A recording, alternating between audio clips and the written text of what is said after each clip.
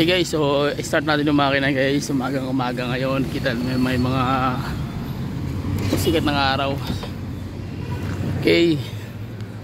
So ito ang problema. Tama-tama to dahil umagang-umaga. Makikita natin kung ano andar ng makina nito.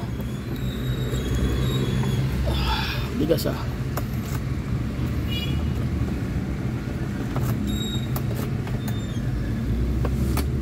Okay. Start natin.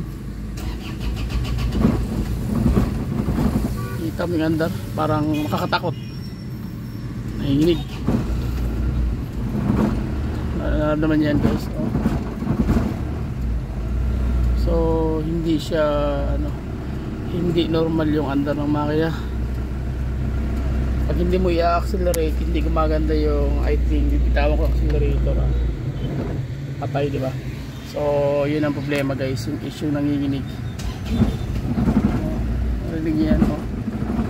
Parang masisira yung makina. So nanginginig. May mga problema to. Pero bitawan ko. Patay. So napapansin yan. So ibig sabihin may problema yung kanyang combustion chamber. Tapos parang sobrang luwag ng pyesa sa loob. So i-RPM natin. Pakiramdaman natin kung saan yung kanyang RPM na malakas.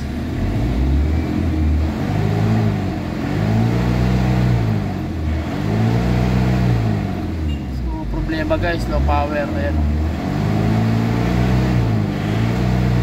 Yan yung before. Kita nyo yung RPM nya, yung galit ng makina, singaw. So may power siya. Sasabi nga ng iba mga vlogger na yung mga ganito may power.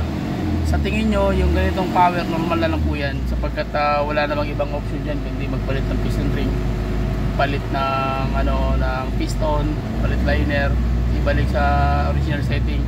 Pero sabi ko sa inyo, yung ganito mga problema, yan yung galit ng makina nasa 3.5 na, na yan, loss compression, ibig sabihin papunta na yan doon sa kailangan mo lang magpalit ng pyesa sa loob. Pero sa ating gagawin natin ngayon guys, yung pinapromote natin na Hado Smart Nanotechnology na product, tawag niyan, ang gagawin natin dyan is i-recover natin yung RPM nya, yung galit ng makina, yung setting ng galit ng makina. Ayan nasa 3,000, ayaw na nga mag 4,000 pero galit ng makina at 3,500 to 3,000 at 4,000 RPM bago maramdaman yung galit ng makina. So ang gawin natin guys, ibabalik natin yan into 1,100 to 1,500.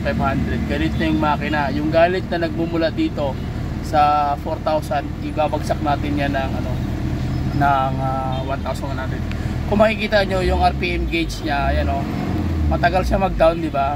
Pati yung pag-down ng ng RPM gauge delay. So ibig sabihin, pag ganyan ang sistema, talagang loss compression yung combustion chamber mo.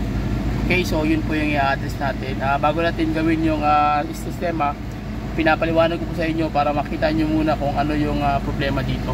So yun lang ang gawin natin guys, magpapalitan tayo ng mag-switch oil tayo, tapos maglalagay lang tayo ng hydrogen treatment. Okay, so pag binitawan ko yung makina, ang mangyayari ay yung accelerator pedal, mamamatay yung engine. Tingnan nyo,